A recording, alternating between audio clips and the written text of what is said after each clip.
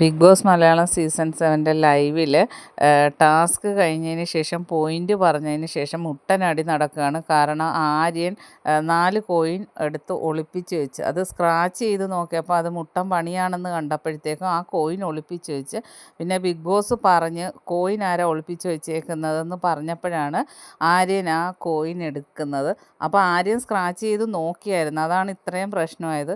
അപ്പോൾ അനീഷ് പറഞ്ഞ് ഈ പോയിൻ്റൊക്കെ റദ്ദാക്കണം, എല്ലാ പോയിൻറ്റും റദ്ദാക്കണം, ഇങ്ങനൊരു കള്ളത്തരം കാണിച്ചുകൊണ്ട് പോയിൻ്റ് റദ്ദാക്കണം. കാരണം അത് പണി കിട്ടുന്ന കോയിനാണെന്ന് കണ്ടപ്പോൾ അത് മാറ്റി വെച്ചിട്ട് പോയിൻ്റുള്ള കോയിൻ മാത്രം അവിടെ പറഞ്ഞ് പോയിൻ്റ് മറ്റ് ഇതിൻ്റെ കൂടെ ആഡ് ചെയ്യാൻ പറ്റില്ല. അങ്ങനത്തെ പോയിൻ്റ് മുഴുവൻ ഇത്രയും ദിവസം 3 ദിവസം കിട്ടിയ പോയിൻ്റ് ഫുള്ള് റദ്ദാക്കണമെന്നാണ് അനീഷ് പറയുന്നത്. പക്ഷെ മറ്റുള്ളവർ ഇന്നലെ വരെയുള്ള റദ്ദാക്കണ്ട, കാരണം ഒരുപാട് എഫർട്ട് എടുത്ത് കിട്ടിയ പോയിൻ്റാണ്. പക്ഷേ ഇന്നത്തെ മൊത്തം റദ്ദാക്കണമെന്നാണ് എല്ലാവരും ഷാനവാസും ലക്ഷ്മിയും എല്ലാവരും പ്രതിഷേധം അതിനെതിരെ.